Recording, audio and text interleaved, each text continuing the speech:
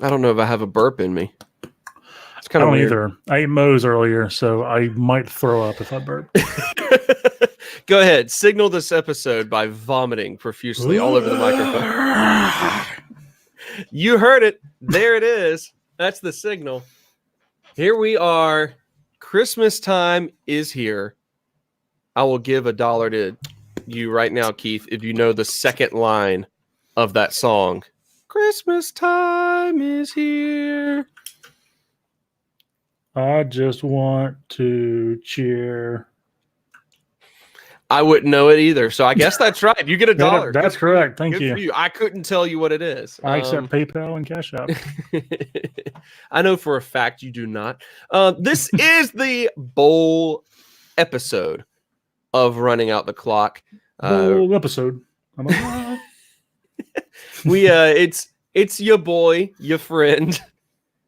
Keeping my name from the last time, my little text name down here from the last time we recorded, because I'm still really proud of my Amy Grant Delpit nameplate joke here. But your friend Joseph Craven is here along with Big Red of the house. Big Red.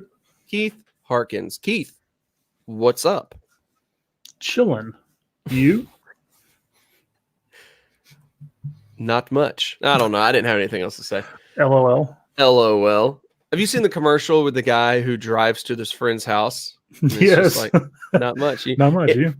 If one of you jerks ever drove to my house to try to reply to a text in person, I think I would homicide you.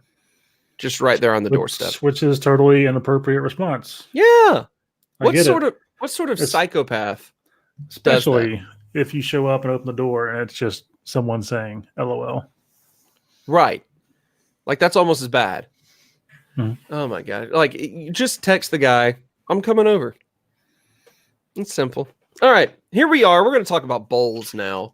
Now that we've gotten the important discussion out of the way, we're going to go ahead and jump into we're going to run through every single bowl that an SEC team is associated with. I thought we were going through every single bowl. Every single bowl. This episode will last until New Year's. So you'll miss a few games. Yeah, we will. But we'll make up for it with quality reporting. Nah. The analysis will be subpar, but the enthusiasm will be through the roof.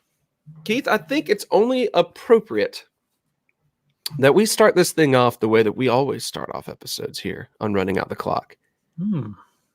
Let's talk about the Knowles Bowl first and foremost. That's the official name of it. Bowl. Yeah. And here's in particular the best aspect of Florida State making it to a bowl game. It's not the fact that they're getting a chance to play against the Arizona State Fighting Herm Edwards. Edwards is? Yeah, that's it. It's not the fact that they're playing against Arizona State or anything. It's the fact that they are. It's not even the fact that they, like, low key were one of the few programs in the country that had a 1,000-yard receiver and a 1,000-yard rusher in the same year.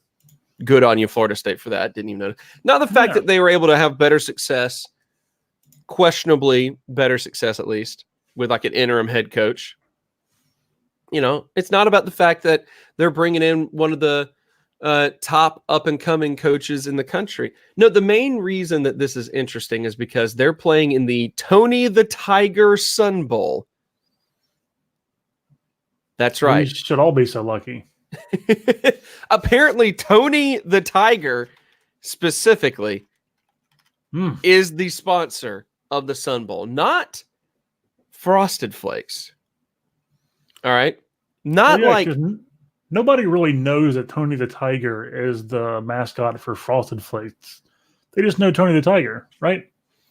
I don't know. I feel like most people know what Tony the Tiger is. Like, they know. I didn't. Whenever he says they're great, people know he's talking about his cereal. Cheerios, yeah. Okay. Oh. You're right. He's a bee with tiger stripes, and he's always like, they're great. Yeah, exactly. And then he flies off into a flower. Yeah. No one knows this. So this is, the Sun Bowl is the second oldest bowl game in the country, the Rose Bowl being number one. And it has the sponsorship of just Tony the Tiger. And that's it. So there you go. So Tony the Tiger brings together Florida State and Arizona State. Arizona State 7-5, went 4-5 in conference. And Florida State, as we all know, is going through coaching change, but kind of doing that interim coach like boom that tends to happen after a firing and an interim job, all that sort of stuff. So I guess the first question is, Keith, is there a spread set? There is. What it is then, Keith? Arizona is a 5-point favorite. I'll give you my first impressions, not knowing a huge amount about either program right now. I'm perfectly fine with Arizona State being the favorite here. Yeah. There's typically a couple of directions that an interim leading a bowl game can go in terms of what Florida State has in front of them. It can either go surprisingly well, a la Mississippi State versus Louisville Part 1 from 2017, where Mississippi State gelled behind beloved interim assistant coach Greg Knox and freshman quarterback Keaton Thompson to rise, through adversity, step it up. There were more emotional components going on there to that game. I can't see the emotional components for Florida State. Kind of feel like Arizona State's got the edge, and I'm going to pick the Sun Devils. What about you? Yeah, I feel like that sort of interim coaching boon thing only works well when the school is still looking for a head coach and the players are kind of playing for the interim to maybe kind of like, hey, we like this guy. Let's see how high we can get his chances of becoming, like the guy. Right. If they can take that tag off of him. With Florida State, they, once they fired Willie Taggart? Yeah. Hey, blanked on his name. It's not gone but not forgotten. Yeah, he is like gone a month and ago. forgotten. We're done with Willie Taggart talk. They reeled off a couple of wins against BC, who I can't remember, but they might have been ranked at the time. I know they were pretty good. And then beat like a high school team before getting murdered by Florida. And so, as we all know, Florida State has hired Mike. Is it Norvell or Norval? Norvell Redenbacher. Yeah. He's hired the show The Orville on Fox with Seth MacFarlane. They've gone ahead and brought them in to lead the program. All the entire cast. Yep. Yeah, and so the entire cast is actually just Seth MacFarlane doing a whole bunch of voices. Yeah, pulling a Martin Lawrence. Yep. Wait, nope. Eddie Murphy. Whatever. It's a weird night. Somebody here is ready for Bad Boys 3 to come out. So ready. I've been singing the song all day long. Yeah, and like Arizona kind of had a really weird end of the year. They lost to UCLA and USC, who are not particularly good teams, and then beat Oregon and Arizona, who are particularly good teams. So they're kind of riding high. Florida State's kind of riding low. Not really sure what Florida State's inspiration here is. So I feel comfortable going with the Sun Devils. Yeah, I mean, I feel like Arizona State is going to enjoy. They like their coach more. Exactly what you're saying. I think I just can't see what the motivation would be for Florida State outside of, just trying to get ready for next season. And I mean, do bowl games really help in that regard? Like, bowl games are kind of pointless things. You make it, and that's the sign of congratulations. You had bare minimum a mediocre year. That's your reward. Which is already better than last year. Yeah. You weren't one of the worst teams in the country. Congratulations. You were one of the multitude. Yeah, you were one of the multitude of just okay teams. So take pride in that. Sleep well tonight. I love it. Okay. Speaking of the multitude of just okay teams, we have 10 different matchups involving. It's a bunch. Yeah, it's so much. 10 different SEC matchups going on here. All right. Which really stands out as a bunch of these teams being just okay, but just okay enough to make the offseason. I mean, the postseason. Everyone, I hope, makes the offseason. It's I don't know, kind man. of a requirement. There were some rough seasons. Some of these guys might have folded the program. Yeah, they're just done. They're just done. So what we've got right now is we've got the first one up. We're going to go and we're going to make these predictions and our discussion here in chronological order of when the games actually happen. So we're going to start with the first one. None of them are before Christmas. So starting up on December 27th is the first SEC bowl game appearance. And it's actually low-key a historic Big 12 showdown over here between Oklahoma State, the fighting Chuba Hubbards, and the Texas A&M Rich Uncle Pennybags. That's their mascot. That's it, yeah. Yep. So this is in the Academy Sports Plus Outdoors Texas Bowl. If Academy is going to put Sports Plus Outdoors as like their official name, I'm not going to call them Academy Sports and Outdoors. I'm going to call them Academy Sports Plus Outdoors. I think that's fair. Yeah. I mean, either go full on ampersand or just don't do it. Don't do it at all. Yeah. Yeah. All right. So the Academy Sports Plus Outdoors Texas Bowl between Oklahoma State and Texas A&M. Keith, is there a spread set on this game, sir? There is. It would appear that as of this moment, Texas A&M University is a 7-point favorite. 7 points for the Aggies. All right. All right.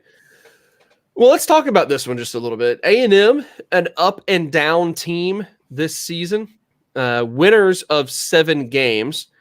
But at the same time, I mean, what was their best win? I mean, honestly, they didn't win against any ranked opponents.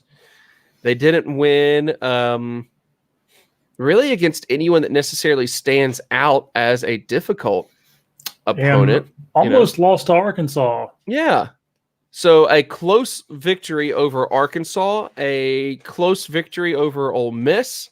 I mean, is their best win over like South Carolina? It's got to be. I mean, I don't know what just because South Carolina beat Georgia, like that's the only thing that matters here. I guess so. Like that. It's not great. A&M there.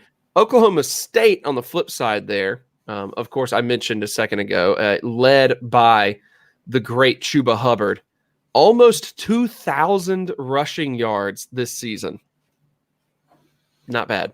1,936 right now, 21 rushing touchdowns, 6.2 yards per carry for Chuba, going up against an A&M defense that, let's see here.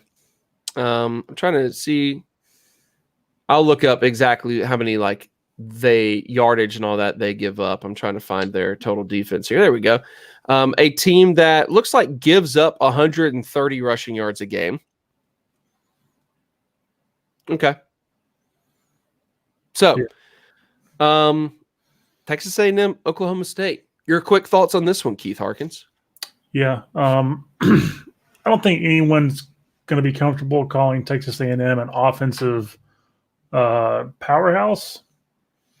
Kellen Mond has been very up and down all year, mostly in the middle or down, not a whole lot of highlights. I think we saw that coming pretty much right away when everyone was looking forward to that Clemson rematch, and that was kind of where Kellen Mond shined last year. Yep. And it was a complete disaster for him and the team, and not great. Was never, just didn't have that flair that he did last year, even if last year wasn't, world beating or anything. They Texas A&M beat who they were supposed to beat and lost who they were supposed to lose to. And Oklahoma State had a really good end of the year. Their last 5 games, they beat Iowa State, TCU, Kansas, West Virginia, and lost to Oklahoma in their finale. Pretty good year for them. I would. It's really odd to me though that Oklahoma State is an underdog in this game because most of the stats would point to favor Oklahoma State.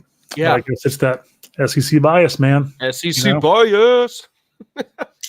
But yeah, I would actually feel comfortable saying that the Cowboys pull the upset here. Yeah, I mean, I'm looking at it. It's you've got a team that this is interesting. I didn't realize this, but the offense for A&M was like much more of a rushing offense than I realized. Like they typically on average completed about 32 passes a game. That isn't necessarily, but attempted 36. But then rushing actually averaged a clean 32 rushing attempts a game. So like they were a pretty even, very balanced offense. And I really thought that they were doing. Now, obviously, some of those rushing attempts, or a lot of them, were through the legs of Kellen Mond, because he is a pretty mobile guy, and they want to take advantage of that. But I think that's very interesting. One thing that really stands out to me, though, is that Oklahoma State comes into this matchup ranked. They're only 25th in the country, but they come into the matchup actually ranked. And as I mentioned a second ago, A&M lost to every ranked opponent that they played this season. I just don't. I'm with you there. I don't feel comfortable picking the Aggies in this one necessarily to deal with Oklahoma State's rushing attack, but also to deal with the pressure of just having to play a ranked team. So I'm with you on that. I mean, A&M's considered record-wise and like statistic-wise on sportsreference.com, which is where I like to go to for all my sports stats and all of that.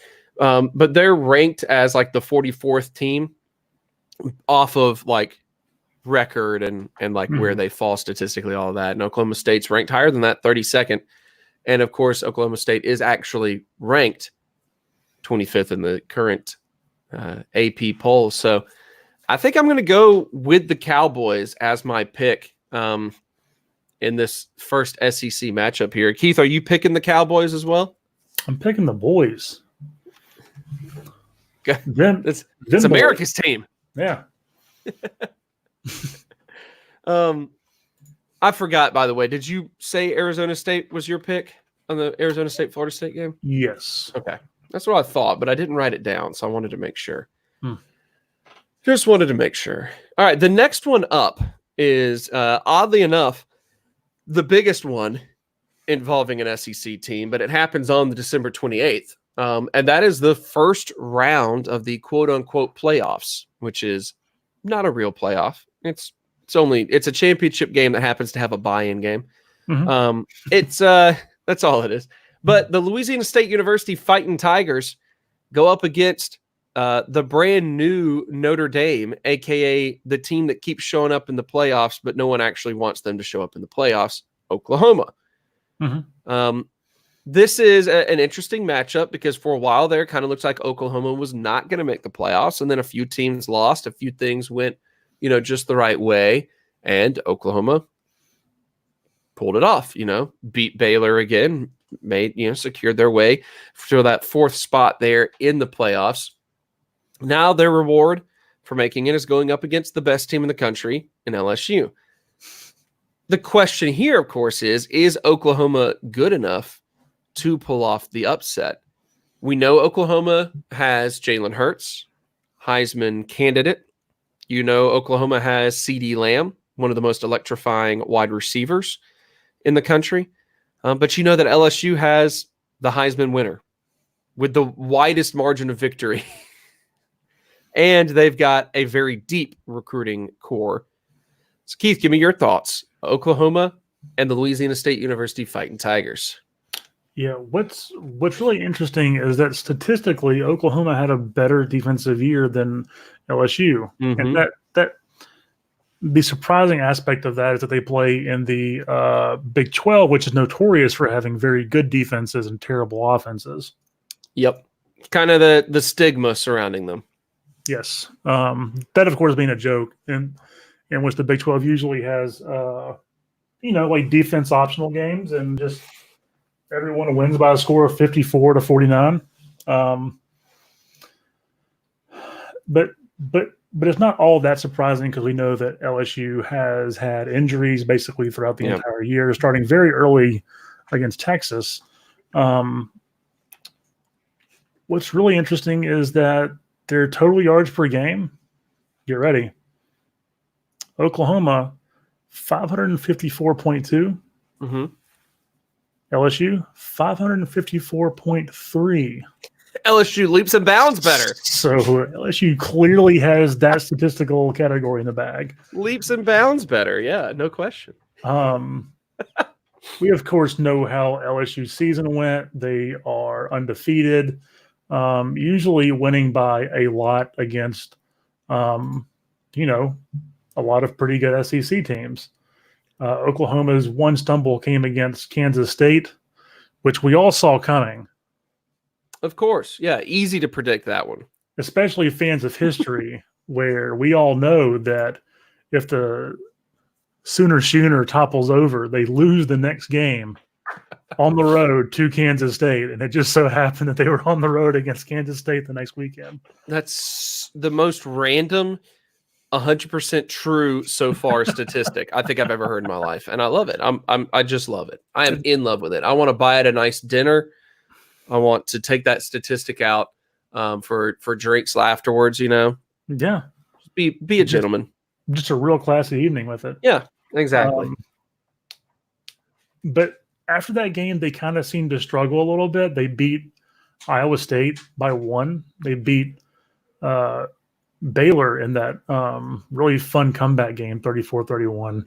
Had some trouble against TCU, handled business against Oklahoma State before, again, having trouble with Baylor and needing extra time to beat them. Yep. There is something to be said about finding ways to win games, but there's also things to be said about losing to Kansas State and almost Iowa State and almost TCU. So right. Right. So while the statistics are very close between these two teams, I would say that the eye test would very heavily lean in LSU's favor. I don't see a way, especially with time to prepare and to get more healthy on defense, that they lose this game.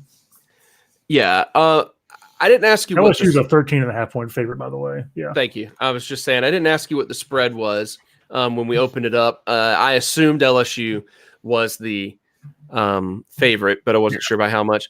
So, yeah, I mean, top to bottom. Okay, this is not a good LSU defense. Like, we can just go ahead and flat out say that. It's not a good one. This is kind of the anti-LSU team, honestly. It just is, which is why they're successful on a national scale. I mean, let's just be honest here. That is 100% why they're being successful on a national scale. But they're coming up in the clutch offensively. Mm-hmm. When a big play needs to happen, Joe Burrow makes the big play, or one of those receivers, makes the big play, or when one of them doesn't, Clyde Edwards-Helaire makes the big play. And here's a fun fact I learned not terribly long ago, that the H in his last name, you don't say it. Helaire? Yeah. It's Clyde Edwards-Helaire. I've been pronouncing it Clyde Edwards-Helaire because that's what I had heard before then. But normal person. Right, yeah. So the word is that, speaking of Edwards-Helaire, the word is that he will not play against Oklahoma. So that is a little bit troublesome because what I was going to say, my point of bringing that up is that it shows how this LSU team's been successful because at all points in time, they have someone on offense who is ready and able to pick up the slack, right. Who is ready and able to step up in the big moments. Edwards-Helaire, I mean, he had a great game against Alabama.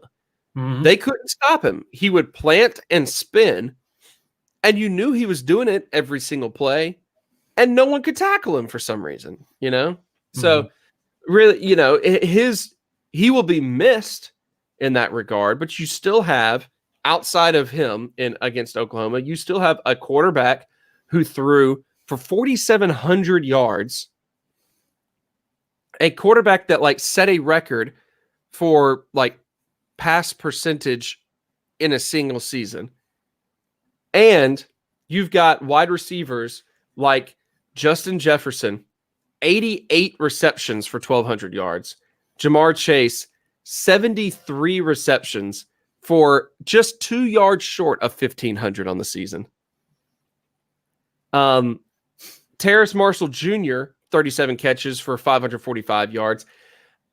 Big Thad Moss, guy that a lot of people only talk about because he's Randy's son, But Thaddeus Moss, the tight end, he still pulled in 38 catches for 435 yards. They spread it around a lot, and it makes it difficult for defenses to deal with. LSU is just kind of the best team in the country. I do still believe that. That is not SEC bias, simply because I despise this conference. If there's one thing that you can't accuse any of us of being, it's bias towards the SEC. Right. Yes, very much so. I'm begging for someone to take it down. But they're just really good. And I don't know who picks up the slack after Edwards-Helaire. I mean, you've got John Emery Jr., the touted freshman, but I just don't know if he's ready for the big stage or not. They're still a team, even though their new offense, that loves to have an every down back there, and it's difficult for a freshman to do that. So I don't know if that hurts them or not. I said earlier in the year this was, I thought, the best Oklahoma team in the Lincoln Riley era. Even with those slip-ups against Kansas State or almost slip-ups against Iowa State, all of that, I still think it was the best Oklahoma team. I just don't see them being quite good enough to pull off an upset, though. So I'm going to stick with LSU. Yeah, it's pretty unfortunate for them to have such a good team. Adding Jalen Hurts, which seems unfair because he's a video game character. How about his season? My goodness. Yeah, all props to him for getting out of Bama. Yeah. and going somewhere that actually was going to use him right. And it's weird as it is to say that Oklahoma had a very unfortunate 11-1 or 12-1 season or whatever it was. Like, they just happened to be this good at the same time that LSU becomes a literal juggernaut. And Joe Burrow wins the Heisman, because if he didn't win it, it was probably going to be Hurts, because he's just had a ridiculous season. And of course, Oklahoma maybe fares better in the playoffs, but congrats on a good season. You get to play LSU. Right. I will say this about my LSU prediction here is I could pretty easily see it being like a 10-point victory and LSU not covering the spread. Because I think with LSU's injuries on defense and the fact that their defense was just kind of okay all year, I could see it being a high-scoring game. Higher scoring. So I'm picking LSU. Are you picking LSU? Yes. We're both picking LSU, and we're moving on to December 30th. 2 games that we both will be paying close attention to on December 30th. I will be paying close attention to it, I guess, in the Seattle-Tacoma airport, trying to fly back home from the Pacific Northwest. So that's great timing. But the first one up being the Bullpuppers of Mississippi State University. Their highly touted, no, just kidding, terribly touted rematch against the Louisville Sluggers. Ain't no Lamar. The big names aren't going head-to-head in this one, man. There's no Lamar Jackson. There's no Keaton Thompson. The big names. All the big household names. All the big household names. I don't know. Actually, you might see Keaton. Keaton played slot wide receiver in the Egg Bowl. So, sure. Oh, good for him. Yep. He just showed up. His only time he's played all season, he shows up and catches a pass for like 3 yards. It was the most random play I've ever seen. But Mississippi State, Louisville, what's the spread on this one, first of all, Keith? State is a 4-point favorite. Interesting. So far, all of the SEC teams favored. Mm-hmm. But Mississippi State, I don't know. You got two teams that probably on the up and up, recently hired, being led by two of, when they were hired at least, the more well-respected up-and-coming names in coaching, between Joe Moorhead, the offensive genius behind the Penn State success, and Scott Satterfield at Louisville, or going to Louisville. Louisville. Like that? Learfield Sports. So Satterfield's first season, 7-5. This is coming off of a 2-10 year last year. So an instant, quick, turnaround there. Mm-hmm. But again, this is a Louisville team that has looked just okay going up against a Mississippi State team that struggled a lot of the season to look just okay. Yeah. I don't know. Keith, what you thinking about this matchup right here?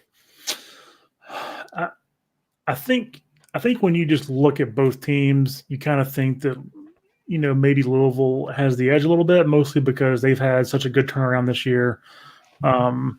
Surprisingly good in some of their games. Yeah. But they've got a decent offense, but their defense is really bad. They've given up almost 450 yards a game, which is hashtag not good.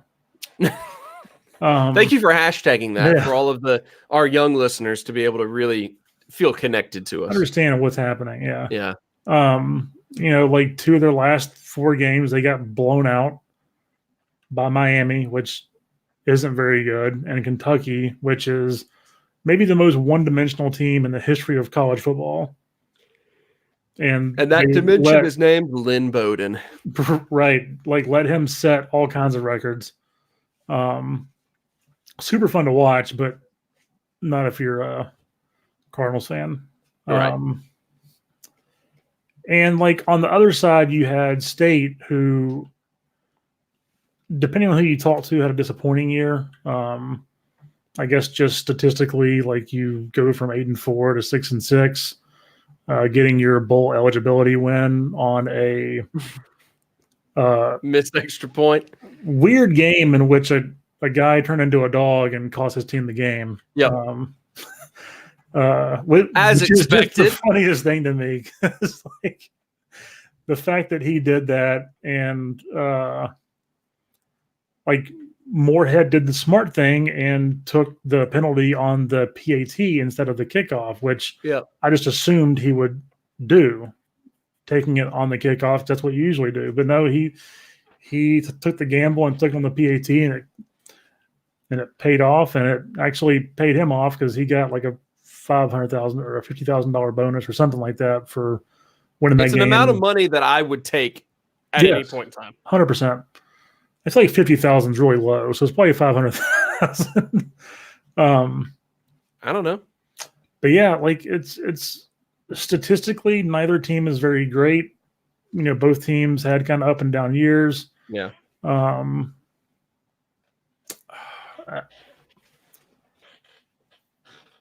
It's essentially a pick'em game because it is a 4-point spread, and that's really, and that could change between now and then. But purely for the fact that Louisville allows over 200 rushing yards a game, and you've got Garrett Schrader and Colin Hill. Yeesh. I feel comfortable picking State to win on that alone. That is a great point there. So Kylan Hill, of course, announced that he is going to leave the program after this season. But as far as I know, I think he said that he's going to stay and play in the bowl game. Mm-hmm. I think all of the I think the players that Mississippi State, they have two particular players that have announced they're going pro early.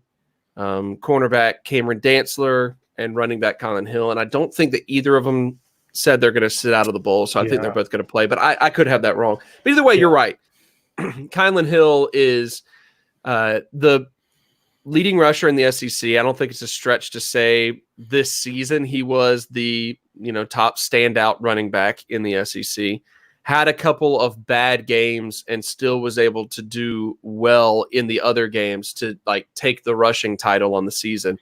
So in the same conference as guys like Clyde Edward-Helaire and DeAndre Swift, right, two really good running backs, and this guy from Mississippi State ends up taking that title. So kind of keeping the tradition of the Anthony Dixons and the Jarius Norwoods, or to lesser extents the Ladarius Perkinses and the Josh Robinsons. Mississippi State knows how to bring in the good running backs, and Kylan Hill was just an outstanding running back.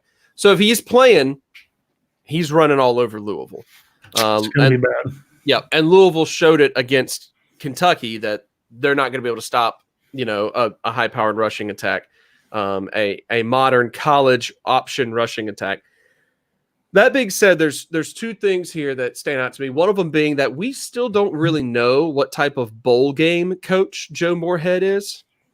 Last season's bowl game was kind of one of those fluke games that you just can't tell much about. Dan Mullen had a lot of times an ability to just kind of win some bowl games, to get teams prepared for it, to game plan well. Joe Moorhead had the misfortune of going up against an Iowa team that apparently could do no wrong. And I do mean that quite literally, because they were not flagged for a single penalty the entire game and somehow neutralized pass rushers like Montez Sweat and Jeffrey Simmons first round. Definitely not a single hold or maybe even a trip or anything like that. Nothing. It was weird. So an anomaly of a game. So we don't know still if Joe Moorhead knows how to coach a bowl. A lot of times he's not really risen to the occasion quite well, still trying to learn how to be a head coach in a lot of ways. So that's not a good sign for the Bulldogs. But what is a pretty good sign is on my favorite sports website, sportsreference.com, they do something just called the simple rating system. Okay. And this is just kind of trying to assign a quick numerical value on how to rate a team's season. It takes into consideration strength of schedule, average point differential, things like that. And it puts it into an average season is just a 0. Anything that's a negative, that's a bad season. Anything that's above that, it's better than average. And Louisville, for example, last season, 2-10, they had a negative 9.8 on the simple rating system. Seems fun. Yeah. This season, they've bumped it up 2.4. All right. Mississippi State, a 5.6. So Mississippi State, by the simple rating system, had a slightly better year. And, I agree with that. I always felt like Mississippi State was going to be an at best 7-win team this year. The Kansas State win or game was supposed to be a win, so that was supposed to be the 7th win. But they won the other games that I expected them to win. And I thought that they were at worst going to be a 6-win. So it's hard to see this as a disaster, in my opinion. But that's because kind of always thought they're going to be 6 or 7 wins.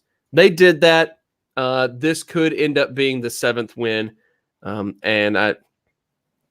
Yeah, sure. I'm going to go ahead and pick Mississippi State and say that it's I'm actually just going to pick Kylan Hill. That's it. I'm just going to select if Kylan Hill plays in that game, if he's not sitting out, win of the game. Yeah, then Kylan Hill is going to be the team. So that's what I got. That's what I got. That's who I'm picking. Who you picking? I'm gonna go with State, just for that same reason. Louisville soft on the rushing game, on the rushing defense game, and State had the SEC's leading rusher. So those two things together do not net out to 0. Yep. And Mississippi State, that freshman Garrett Schrader is a slippery dude. Yep. Like he's going to provide problems too. He would routinely have like 3 pass rushers swarm him, and then all of a sudden he's just like, I'm over here now. He would transform into a helicopter and fly away. It was so weird. It was so weird. It was like the opposite of Nick Fitzgerald, who was like, if I'm like flatline speed, I'm going to outrun you every time. But like, I'm not going to break, like, I'm not going to slip out of your grasp probably, It was weird. Just super weird. Okay. On the 30th, this is an important one because we have Keith's favorite team, Florida, going up against Chandler's favorite team, Virginia. Yeah, the Wahoos. Yeah, that's what I hear. So the legend says. So Chandler's Virginia Wahoo. That sounds right. And Keith's Florida Gators. This going head to head. You got the Gators, who were pretty good in the SEC East this year. You got Virginia that actually won their side of the ACC this season, which not saying much because quite literally an impressive feat. Yeah, a different team has won that division like each year for like the past decade. It's so weird. And then on the other side, Clemson wins. Right. So Florida and Virginia, what's the spread there, Keith? Florida is a 15-point favorite. Good grief. Okay, so let's take a look at the teams. What makes Florida a 15-point favorite, you think? I, as a noted Florida fan, have not ever really at any point this season been super confident in Florida's offensive abilities, but they still somehow managed to do enough to keep defenses on their toes, and I think that is a very Dan Mullen trait. Just how well he spreads the ball around. So, like future Dallas Cowboys coach Dan Mullen, in the very near future, apparently. But yeah, like you can't really focus on one aspect of their offense that you can nail down, other than their rushing game, which has been notoriously terrible. But as a way to get around that, they found a way to kind of what they call it's an extension of the rushing game where they do those quick wide receiver screens, and basically you're just running speed sweeps, but with the forward pass, to guys like Kadarius Toney and those guys who are incredible athletes. Virginia had a pretty good year. Their defense is not great. They allow over 350 yards a game, allowing 26.5 points a game. I just think that when you look at it statistically, like Florida has them outmeasured in every category. And like Virginia managed to lose to Miami. Again, they're not very good. They lost to the aforementioned not good Louisville team. Yes. Before getting absolutely dummied by Clemson, who was clearly trying to prove a point. Yeah, that was angry Clemson. That was Clemson saying, why is no one talking about us this season? Right, absolutely. Which is a great question. Why was no one talking about Clemson this entire season? Yeah, I don't know. It's a weird thing because like I think Trevor Lawrence kind of struggled early, but like they didn't have any close games. No, I mean I guess that's why no one's talking about it. UNC 21-20. But like all their other games, like the Texas A&M game wasn't nearly as close as the final score said. Like they were just murdering people all year. But I guess because of like how dominant also like Ohio State and LSU were being, Clemson's kind of like old news. They're so 2018. Right. That the sexy conversation was about the Urban Meyerless Ohio State Buckeyes and this sudden, powerhouse LSU led by former Ohio State quarterback. Joe Burrow, you Yep. know.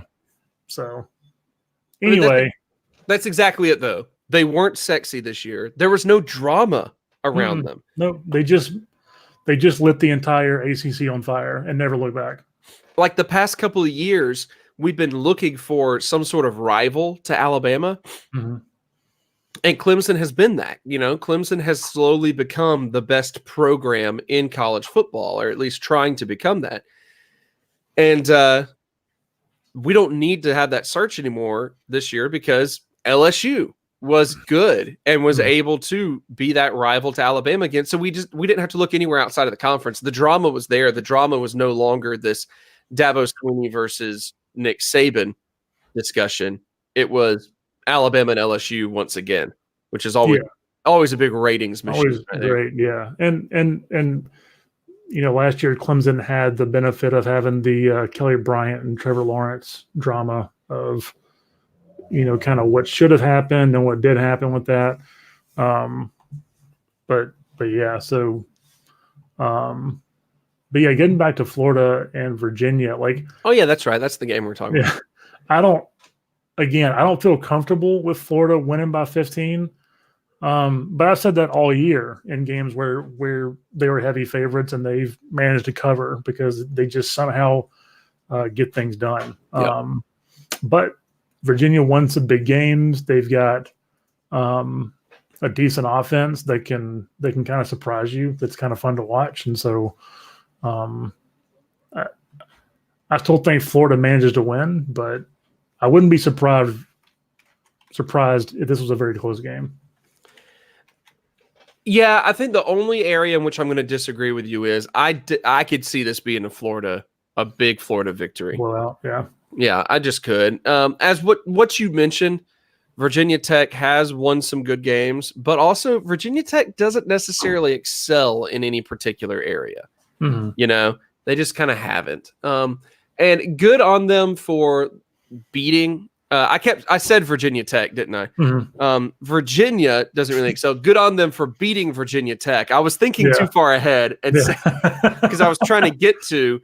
I think that they kind of exhausted the last of their reserves of their magic. Yeah, in that trying to break that streak against Virginia Tech, and I think that spells, kind of disaster moving forward, but it also means magic and spells. I get it. There you go. Good one. There you go. But it also means this was a great season for Virginia. Yeah.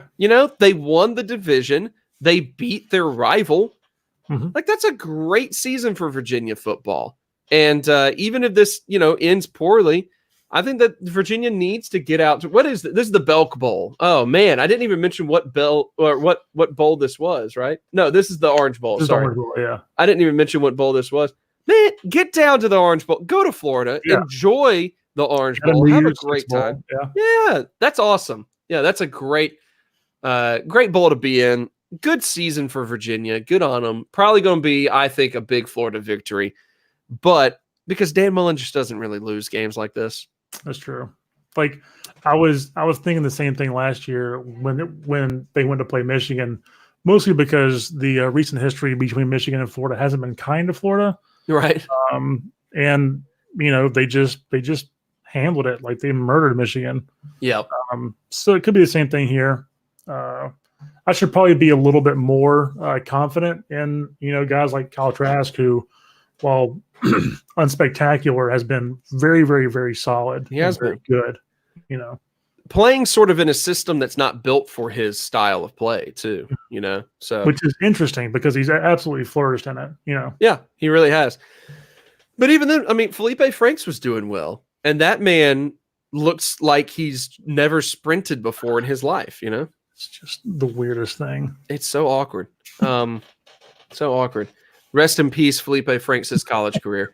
Florida college career. Florida football. Huh? Wherever he ends up now. You heard it here first, folks. Felipe Franks is no longer playing college football. He's never played. If I had it my way, he'd never see his way on the field again. No, I'm kidding. I like Franks.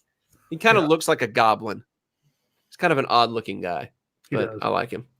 All right, let's get to the Belk Bowl then. Best social media account in all the bowls.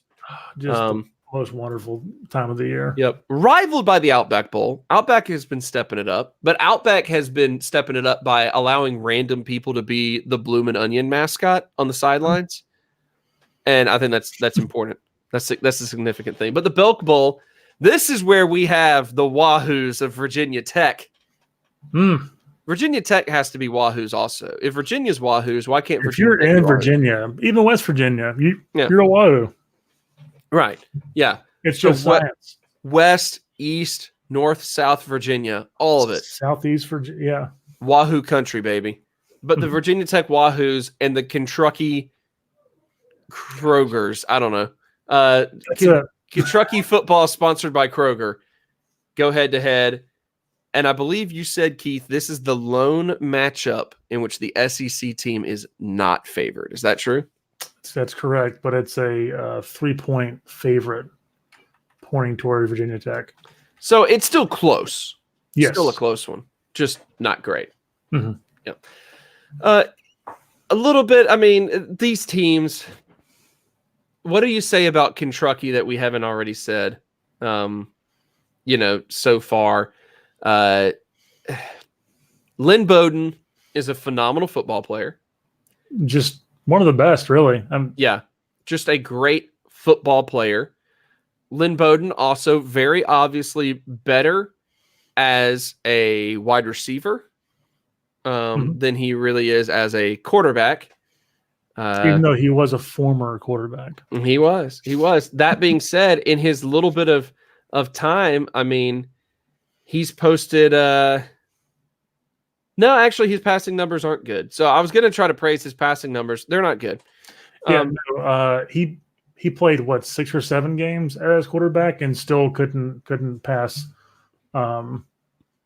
Sawyer Smith. Yeah, exactly. Sawyer Smith had almost 700 passing yards and Lynn Bowden had 330. Also, Lynn Bowden still led the team in receptions and yardage. Yep. Well, so Kentucky's passing game isn't he can't pass to himself. I don't really know what Kentucky fans want. Yeah. Who is he going to throw it to? So anyway, it's great on Kentucky for being able to make it to this bowl game. But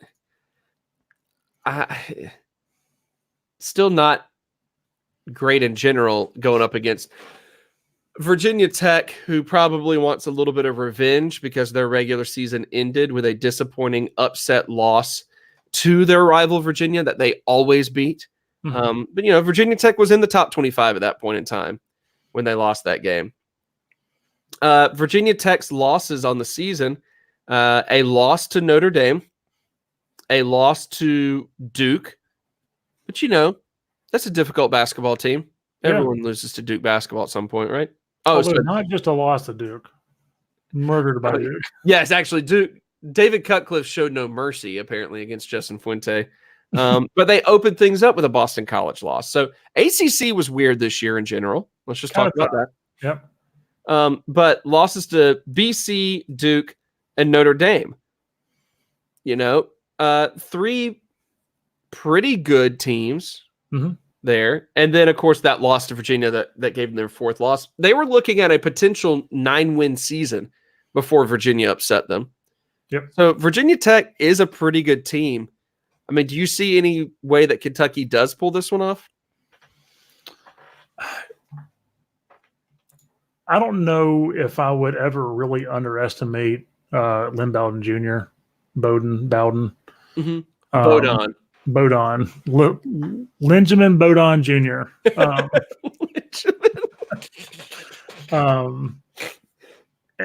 And Virginia Tech has had a pretty good rush defense all year, so it's kind of strength on strength. Although Kentucky rushed the ball on average for 275 yards a game.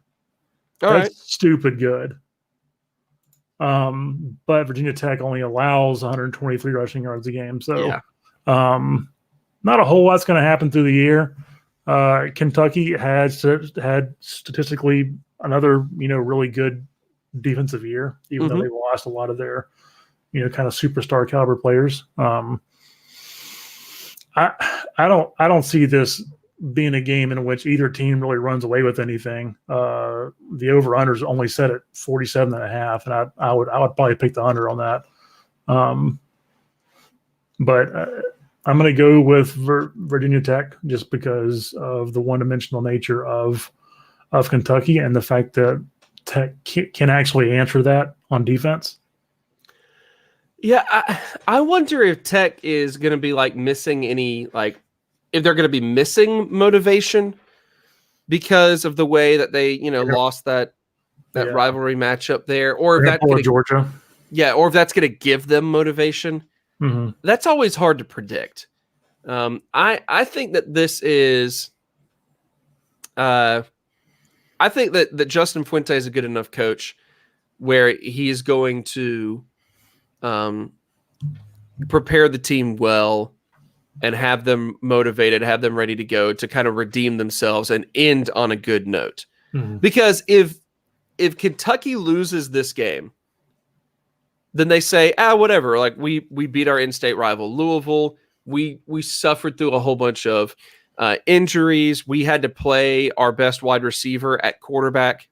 Yeah. Kentucky looks at it and goes, hey, you know what? We could still hold our heads pretty high there. Virginia Tech, if they lose this game, then they look at the whole season and all anyone sees is you lost to Virginia, then you lost in a bowl game to a wide receiver. Not a team, to a wide receiver. Just a wide receiver, running the ball. Yeah, exactly. So I feel like they have to feel the more or the bigger motivation. Mm-hmm. And so I think because of that, then I've also got to go VT on that one to kind of try to prove a point, probably more than anything else. I don't know. That'll be a weird one. Yep. But let's talk about another weird one. And that is on January 1st, the VRBO. Quick, Keith, do you know what VRBO stands for? I mean, very righteous butts. What does the O stand for then? It's silent. Oh, okay.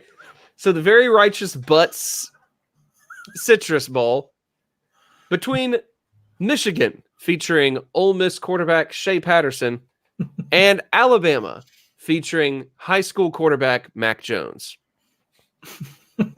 Keith, what's the spread? The spread is Alabama is a 7-point favorite. So Alabama 700. Yeah. You said 700? Is that 700, right? 700, yeah. Alabama by 7. Interesting. I guess the first question here is, I mean, both of these teams have to view this season as pretty disappointing, at like bare minimum frustrating, most likely disappointing, right? Yes. Probably more so for Alabama than Michigan.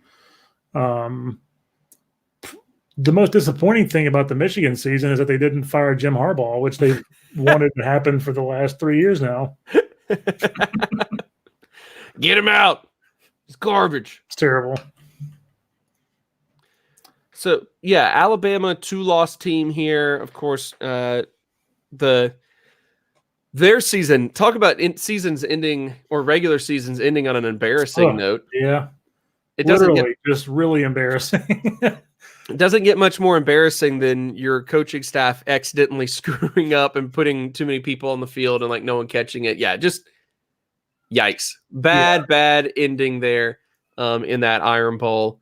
Loss for Alabama. But Michigan was who all did they lose to? They got beat pretty hard by Ohio State. As a tradition. as per tradition. Like, no surprises there. Yeah. Penn State got them earlier in the year. Penn State was a good team this season. Yeah. And Wisconsin back when they were still kind of running. Yeah. When Wisconsin was good, they beat them too. So a 3-loss Michigan team that never really ever seemed to challenge as like a top contender this year. Yeah. Against an Alabama team that thought that they were. Yeah. And let's also not forget that Army game with Michigan. The double overtime. Oh my gosh, win. Yes. Yeah.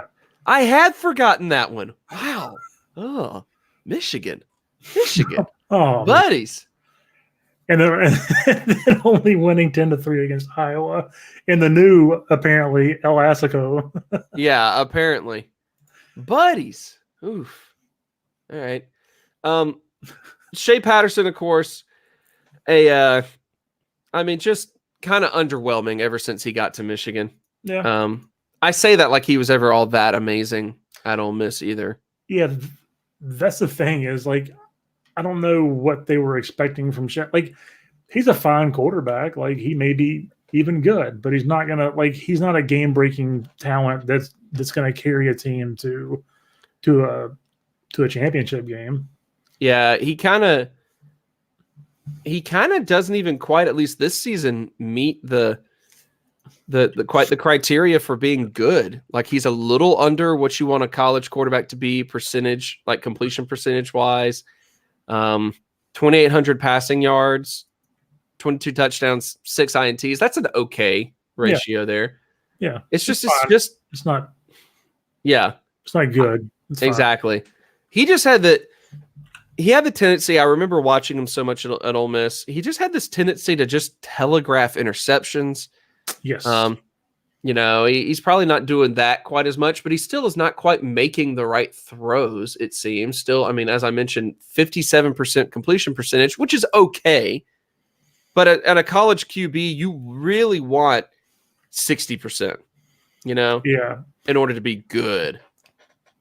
It's a shame that, noted Shea Patterson fan, Chandler Allen, is not here to really deep dive into why he's a bad quarterback. It's Chandler. He doesn't deep dive into things. He just kind of says he sucks, and then we move on. He has spoken. There's no need to elaborate. He sucks. But yeah, he's not doing well. It's kind of makes you wonder about the whole 5-star recruit rating system thing. But I won't get on that soapbox right now. But on the flip side, like Mac Jones, obviously Mac is on a better team. In general, better offensive line, that sort of thing. But Mac was able to, in his little bit of time that he played, put up decent, 1,100 passing yards, 11 touchdowns to 3 interceptions on almost 70% completion. Mm-hmm. Obviously, that was just in a very small amount of games, but not too bad for Mac on the season. The question there, though, is like, is he ready to really lead Alabama in this little bowl game here? And more importantly, are either of these teams ever really going to be all that motivated? Are they going to be able to get up for this? Nick Saban, can't be happy to miss the playoffs for the first time ever. So, like, what are we going to see? What do you expect to see between these two teams?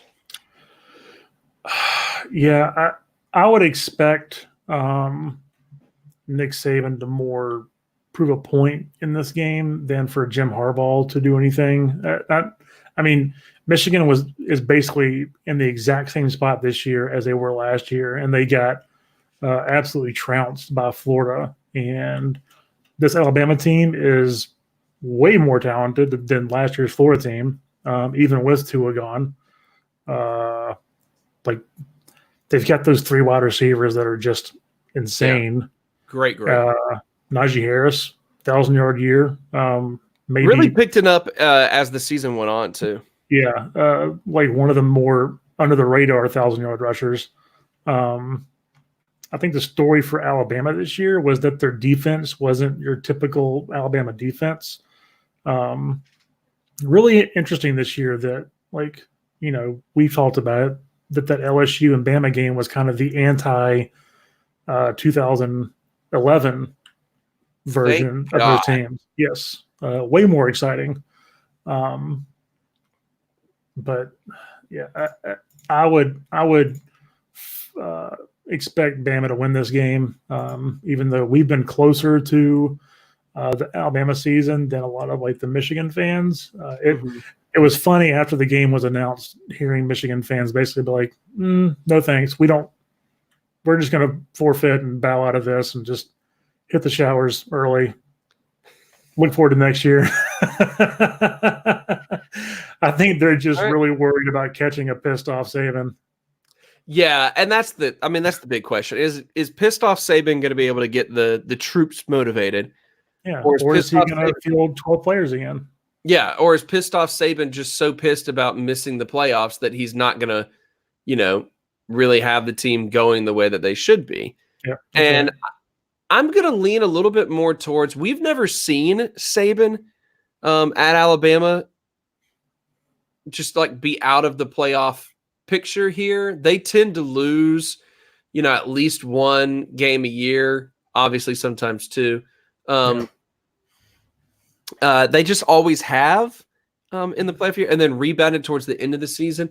I think that this is the beginning of kind of the Alabama time dwindling down some. In dynasties change a lot faster in the modern game. Yeah. Teams get real good for a brief period of time, and then eventually, because trends change very frequently, it's not quite as trendy for recruits to just go to Alabama because Alabama offered. Nowadays, recruits are like, actually, like Clemson, look, it's great. LSU looks like they're having a great time. Let's all go back to LSU now, that sort of thing. So I'm going to just choosing to go to Texas A&M for some reason. Oh, right. Well, yeah. I mean, whatever. I'm going to say that this is a completely unexplainable and inexplicable Michigan victory. That's my pick. Oh, nice. Now, I'm going with the Wolverines here for no real reason, and then it causes the school to extend Harbaugh's contract until he dies. That is a point for Team Chaos, which I'm kind of behind it. Yes, I'm always about it. Who you got? You picking Bama? I'm gonna go with Bama. Michigan, for like the last 3 years, has always looked good while being kind of bad. Yep, that is a great way of putting it. It's like, wow, they're winning a bunch of games by like 30 points, but man, when they lose, it is just fireworks. Yes, it is gorgeous fireworks. This is beautiful. Oh, man. All right. The next one up, we got 3 more to go through. The next one up is another January 1st game. This is the Outback Bowl with the Bloomin' Onion just all over the place.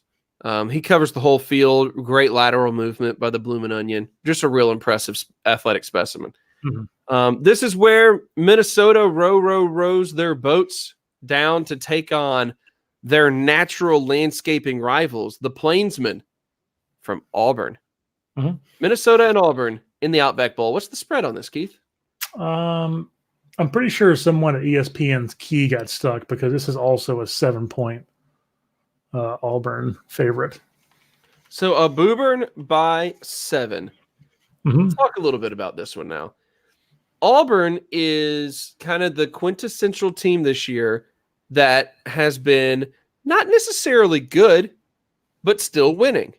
Mm-hmm. What's your take on Auburn? Like, were they actually good? Like, I don't know what to say about it. Obviously, good enough to be ranked highly. I mean, I don't know. Yeah, Auburn also had the distinction of being ranked highly early, and then their losses were to like top 10 teams. It's funny how that works. How the preseason polls sometimes just kind of help you out. Yeah. There was that really close victory against Oregon where if that cornerback hadn't just fallen over for literally no reason whatsoever, they would have lost the game. Yep. They lose to Florida on the road. They lose to LSU on the road. They lose to Georgia at home. Like, you can't really fault them for any of those losses. Like, those were against, as we found out, really good teams. And then, of course, there's that hilarious victory against Alabama. They were, I think, who we thought they were, and that we knew that they had just a really, really good front seven. Yeah. A good enough secondary and an offense that everyone thought was going to inexplicably go through a true freshman in Bo Nix that ended up going through 2 really good running backs, as is Auburn tradition. like once again, they just kind of randomly have a 1,000-yard rusher. Yeah, which is significant because it was just like last season that Auburn didn't have a 1,000-yard rusher. Like a decade or something. Yeah, over a decade, if I remember correctly. It was a long time. So, yeah, it's weird. This is an Auburn team that it reminds me of two different teams, okay? And I said this earlier in the season, but it reminds me of Mississippi State of last year. An offense that was hit or miss at best, but a defense that was dominant. That's pretty clear. The major differences between this team is that they were able to pull off, like the Oregon victory. Now, granted, that's a beginning of the season non-conference game. Those are crapshoots. That's a coin flip most of the time. You flip a coin, it doesn't matter like those games. You don't really learn anything about what either team in the early season neutral site games. You just don't. But then from there, lost to Georgia, losses to LSU, lost to Florida, and an almost lost to Alabama. Like if not for a couple of things going their way against Alabama or the Hail Mary pass at the end of the Oregon game, we're looking at an Auburn team that is an 8-win team. Or if both those games go the other way, I mean, like they easily could have, that's only 7 wins for Auburn. And it just kind of, in the end, kind of just looks a little bit like Mississippi State of last year. Just they were able to do a few more things right, and that's what differentiates them there. But what they also remind me of is the Auburn team from just a few years back that ended the season with big upsets against Georgia and Alabama. And ended up then going and playing against national champion Central Florida in the postseason. Yep. And that's what they also remind me of. A team that maybe punched above their weight a little bit, but won some games that they really probably weren't supposed to win, but were able to pull it off. The question with this game, though, is Minnesota actually above Auburn's class or weight class or whatever, right? Like, I think they had a surprising year by basically anyone's standards because it's Minnesota. And yes, it is impressive to win 10 games going into a game against Iowa, having just beaten Penn State, which was like a franchise defining win. But their games before that, like they beat some truly terrible teams.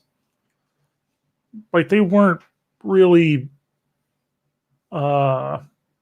tested, and like they only beat South Dakota State 28-21, went to double overtime against Fresno State, won by 3 against the vaunted Georgia Southern, whatever they are. Wildcats? Sure. That might be Georgia State. Yeah, let's see. The Georgia Southern Screaming Falcon Eagles. Screaming Falcon Eagles. You got it. Yeah.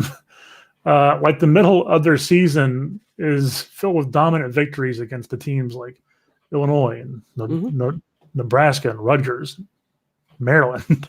Yeah, man. Just really powerhouse Big Ten teams. So, like, even though they have a better record than Auburn, I think Auburn has the much tougher strength of schedule and better quality victories. So are you thinking Auburn wins this one then? I feel like Auburn wins, but like you said, Auburn's all in a quote unquote unimportant bowl game, and by unimportant I mean basically any bowl game that isn't either the playoffs or what was like the BCS national championship game. Like or they the seem to maybe Citrus Bowl. Yes. Which is 21. They seem to maybe lose a little interest. However, I will say that this year may be a little bit different. Just the fact that they got into a New Year's Six Bowl by beating rival Alabama, they've got to be feeling pretty good about themselves. They got to be, but they were feeling pretty good about themselves when they went up against UCF as well. It's true. A UCF and Minnesota, maybe not the most apt comparisons, but there's a few things to like between that UCF team and this Minnesota team.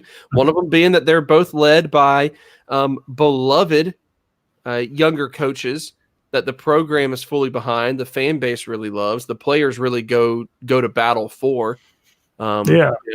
Minnesota being coached by Arthur Fleck, the Joker. Yeah, the Joker. Yeah, exactly. So one of Joaquin Phoenix's more impressive roles is leading Minnesota to a 10-win season. And so anyway, so that being said, it's just if this Auburn team kind of reminds me of a little bit of like a better version of Mississippi State from last season, if they remind me a little bit of that Auburn team from a few years back that beat Georgia and Alabama to end the regular season, both of those teams lost in their bowl. Mm-hmm. And so I'm going to say this one loses too, and Minnesota wins this victory. There we go. Row the boat. There it is. Row your boat. The All-State Sugar Bowl, January 1st, they got Georgia without their incredibly important offensive line coach who has gone off to Arkansas. Going up against Baylor. But they got Matt Luke now. They do. Georgia featuring Matt Luke. Baylor featuring, well, they don't have them yet, but they just recruited a whole bunch of Muppets to their team. So that's going to be interesting to see. National Signing Day was weird for Baylor. What's the spread on this one, Keith? Georgia is a 6-point favorite, but it's not going to matter. Baylor wins. Wow. Keith, why does Baylor win this? I believe in Baylor, man. Like, they are 2 Oklahomas away from being undefeated and playing in the playoffs. 2 Oklahomas away. Is that a way of counting? 1 Oklahoma, 2 Oklahoma, 3 Oklahoma. Yes. You know what? They should have recruited the Count from Sesame Street to be on their team because he would have been able to count those Oklahomas, right? They didn't get 1 Oklahoma.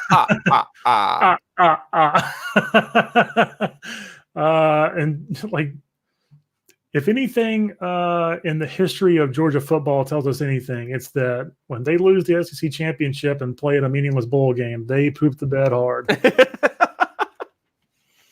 Unfortunately, there's no steer to attack Uga this time. There's not. It's a full-grown bear. They might have, get the Baylor bear. Does Baylor have a on-the-field bear? Because they really should. They should, but also I hope not, because that thing would murder everybody in the stadium. They should, because bears are godless killing machines. Godless killing machines. Bears, I've often called bears just giant dogs that want to eat you. That's really what bears are to me. Very accurate description. Yes. Yeah, thank you. Yeah, I'm with you on it. I mean, Baylor's just, I think, a better team. And exactly what you're saying. Like, Baylor was a legitimate, like, playoff threat this season. And I guess Georgia was too, but Georgia never looked all that good this year. They just didn't, They benefited from the hype. They benefited from last season, really. Georgia benefited from a good last year in order to keep where they were this season. And it just didn't end up well for them. I'm sorry. You lost to South Carolina at home. Yeah. You don't get to be taken seriously for the rest of the year. And you lost mostly because, like, you played like poop. Yeah. It was like there were at least 6 times that South Carolina tried to give you the game in the second half alone. Yeah. And you weren't having any of it. Yeah. You kept your receipts. You kept going up to South Carolina and being like, hey, I'm sorry, I don't want this. I didn't buy this, sir. Yeah. Please take this back. It's just dumb. Yeah, I'm with you. I don't even want to talk about this matchup anymore. Nope. Baylor's just a better team. Baylor's just a better team. All right. The last bowl that we need to talk about before we also talk just briefly about the national championship, because if we're both picking LSU to beat Oklahoma, we got to talk about who LSU is going to play against and who actually wins the national title this year. But before that is the Tax Slayer Gator Bowl. Gator Bowl. This is a sponsorship bowl combo that really sounds cooler than it actually is. Tax Slayer. You hear the Slayer part, You hear something about gators, which are terrifying monsters anyway. And then you go back and you're like, wait a second, hold on. This is a tax program? Oh, this sucks. Yeah. So, I mean, this could have very easily been the TurboTax Crocodile Bowl. yeah. Not nearly as fun sounding. TurboTax Vacation Gone Wrong Bowl. It's not.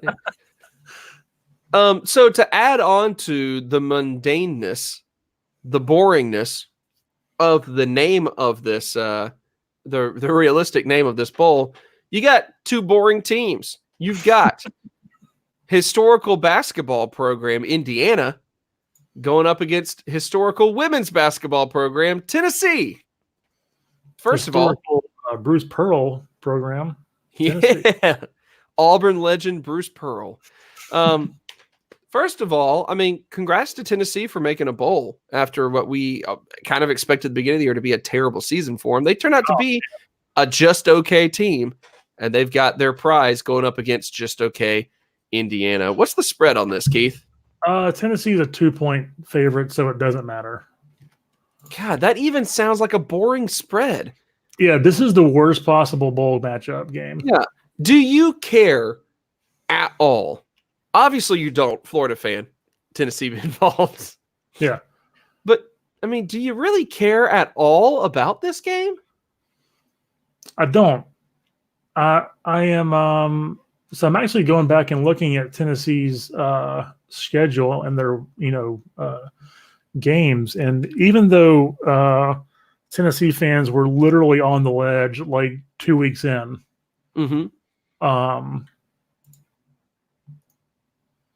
like when you look at the year in total, it doesn't look bad. No. Like a loss to Georgia State's bad. I will concede that point. Like that's really bad. Losing to BYU at home isn't great, but BYU ended up having a decent year. Yeah, they're always okay. Yeah. They just are. BYU is rarely great and rarely terrible. Right. They are the definition of okay or fine. Yep, that's it. And their only other 3 losses the entire year were to top 10 teams. Yeah. Granted, they got murdered by those teams, but sure. they lost. Their best performance was against Bama, though, which is so funny. Right. Well, that's Tennessee and Bama. Yeah. Like the first half of those games are always really close for no reason whatsoever, and then Bama is like, "Oh, we're playing a football game. Let's take care of us and go home." But yeah, so like Tennessee ended up having a really good year. Jeremy Pruitt definitely saved his job by, not.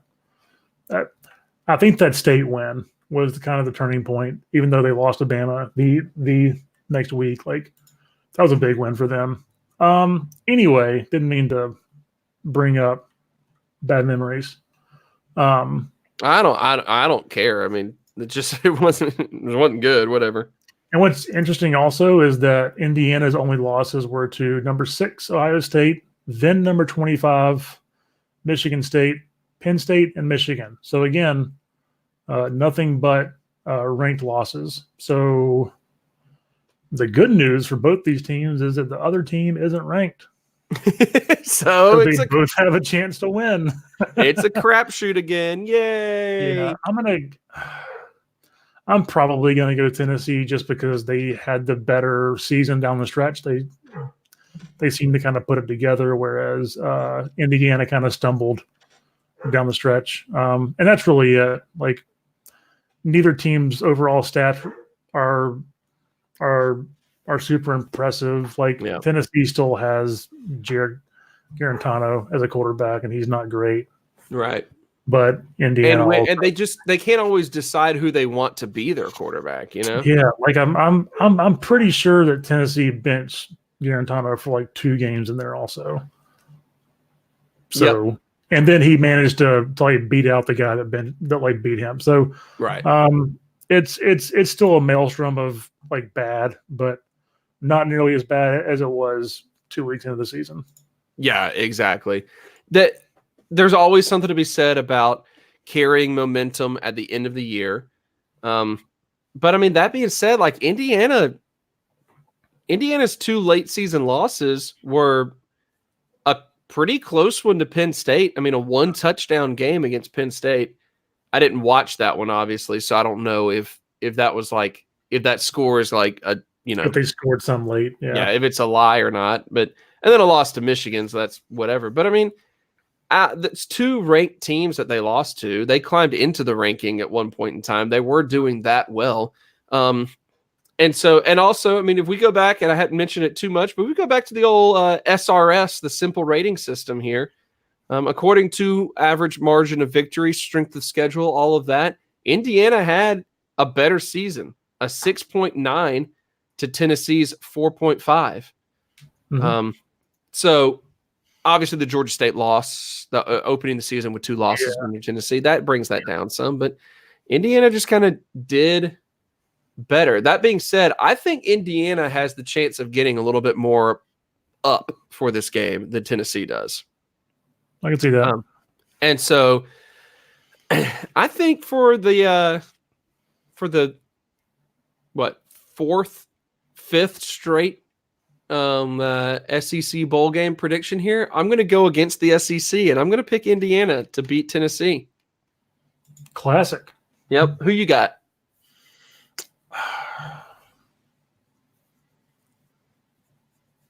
I'll go Indiana also. All right. There you are. I love it. I love it. All right. Finally, we have picked LSU to defeat Oklahoma. So on the other side of that, you got Clemson and Ohio State. Who plays in the national championship game against LSU, and who wins that title? Keith Harkins. I was firmly on board with the Ohio State train to meet LSU in the final. And I really still want to pick that because, man, they've been a really high-flying team, really fun to watch all year. And it just would have been fun to watch those 2 teams play each other. Yeah. I'm not saying it won't happen, but and I think this is the case with a lot of college football fans and pundits or whatever, but it's hard to ignore Clemson beating a divisional champion by like 100 points. Right. Even though it is Virginia and they aren't really even in the same class, but like you still have to line up across from another grown man and outperform them every play. And they did that for the entire game. Like it was a clinic. And but I think I'm still gonna go with Ohio State. All right. So who wins in that matchup, OSU and LSU? I'm gonna go with Go Tigers. Oh, national title winners, Louisiana State University fighting the Tigers, according to Keith. My in-laws will love that pick. Oh, good. That's what is really important here. Yes, they're all rabid LSU fans. I see what you're doing. Super annoying.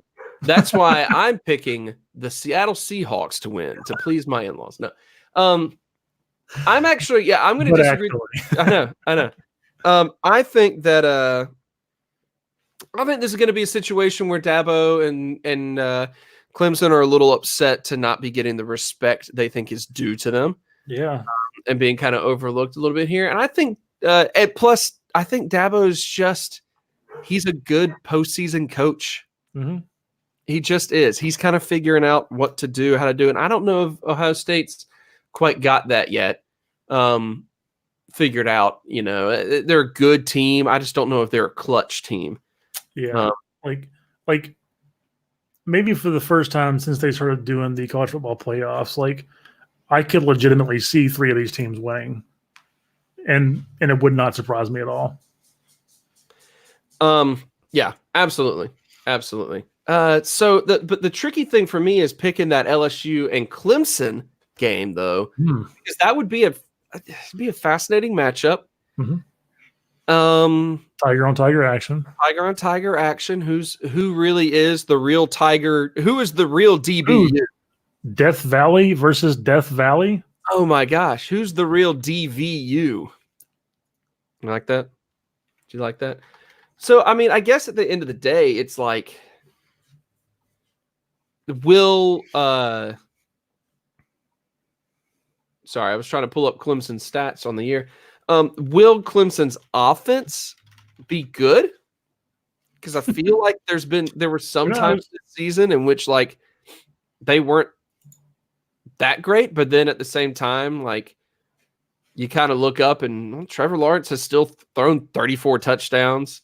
You know, Travis Etienne is phenomenal as a running back with 1,500 yards. You know, that sort of thing. So it's like, I don't know. It's really difficult. I want to be able to pull for kind of honestly, the fact that LSU is kind of the heartwarming story this year.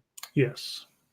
Which is weird to say because at no point in time before now has my heart ever been warmed, even thinking about LSU. Yes, the heartwarming story of a fan base that likes to pee in bottles and throw it at their opponents. Yeah, I have a friend who was at a proposition people's wives. Yeah, that was exactly what I was going to say. I had a friend who was at a game a while back. It was him and his wife and another friend of theirs and a friend's wife, and some guy, drunk LSU fan, came up to the friend and said, "Hey, how much for a night with your wife?" And and they were like, and they ran away. Really just want to win it for them, you know? Yeah, you really do. They've had it really hard. Yep. But it really is like Burrow is fun to get. It's easy to get behind Burrow. It's honestly easy to get behind Coach O at this point, all of that. Absolutely. And so because of all of that, I have to pick Clemson because if there's one thing about sports that we all know, the heartwarming story never works out in sports. It's why we make so many underdog movies. It's why we make so many like tales about the adorable underdog that, you know, pulls off the major upset, all of that, because it has to happen somewhere. Yeah. And that somewhere is fiction. In real life, the rich get richer. And right now, as great a season as LSU has had, Clemson is just kind of a better team, more prepared for the postseason. And I think Clemson's going to pull this one out and have another Clemson national title. So, my only counterpoint to that is that LSU, and I think I mentioned it a few weeks ago, like LSU has played 5 top 10 teams. Okay. And won all of them. Texas ended up maybe not being really a top 10 team. Sure. You know, lost kind of beat them in kind of a neutral site, weird game early on. Like they went, I guess they played Florida in Baton Rouge, but like Florida went blow for blow with them until the fourth quarter.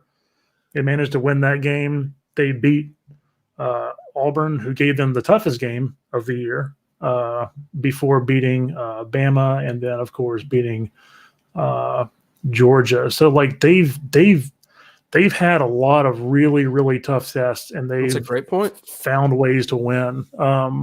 Not saying that Clemson was incapable of doing that. They just never really got the chance because they play in the ACC, where everyone's terrible and nothing matters. Whose line is it anyway in the ACC? Yeah. Basically, they're Drew Carey and everyone else is dumb. According to Sports Reference, Clemson's strength of schedule was a below average difficulty. Just slightly below. Yeah. But it was below average. But I don't know. That's pretty weird. That's my only real argument. Like I could totally see Clemson pulling it all off because again, like they've been there before.